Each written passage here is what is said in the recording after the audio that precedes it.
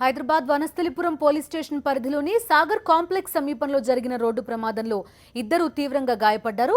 నలుగురు engineering students వెళ్తున్న Alto car divider ని ఢీకొట్టి బోల్తా పడింది. ఘటనలో భరత్, నవీన్ అనే ఇద్దరు స్టూడెంట్స్ గాయపడ్డారు.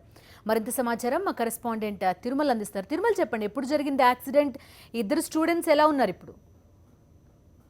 ఆరగంటల ప్రాంతంలో నగర శివారు ప్రాంతం ఇబ్రహీంపట్నం పరిసర ప్రాంతంలో ఉన్నటువంటి ఒక ఇంజనీరింగ్ కాలేజ్ లో బీటెక్ చదువుతున్నటువంటి నలుగురు విద్యార్థులు ఏదైతే ప్రమాదానికి కారణమైనటువంటి కారు సీనియర్ దిగా కూడా మనకు తెలుస్తుంది. ఆ కారు నడుపుతున్నటువంటి సీనియర్ విద్యార్థి మద్యం సేవించి ఉండడంతో ఈ ప్రమాదం సంభవించినట్టుగా కూడా అక్కడ ఉన్నటువంటి వారు చెప్పడం జరిగింది. అయితే ప్రమాదంలో డ్రైవింగ్ సీట్ లో ఉన్నటువంటి సీనియర్ కాళ్లకు తీవ్రంగా గాయాలవడం, పక్కన కూర్చున్నటువంటి మరో జూనియర్ విద్యార్థి కూడా గాయాలవ్వడంతో పోలీసులు వాళ్ళని సమీపంలో ఉన్న ప్రైవేట్ ఆసుపత్రికి కూడా తరలించడం జరిగింది.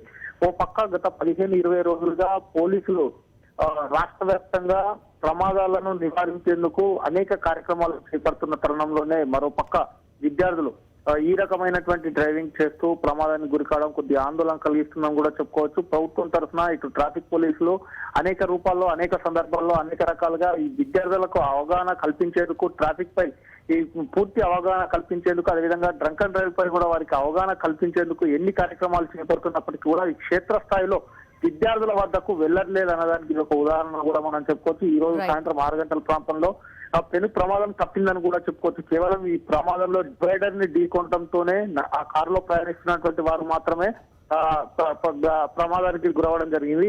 అదేవిధంగా ఈ ప్రమాదానికి కొద్ది దూరంలోనే సమీపంలో ఒక బస్ స్టాప్ కూడా ఉంది. ఒకవేళ ఆ బస్ స్టాప్ వద్ద ఇదే ప్రమాదం జరిగి ఉంటే ఇక్కడ బాధితుల సంఖ్య ఎక్కువగా ఉండేదని కూడా థ్యాంక్ యూ.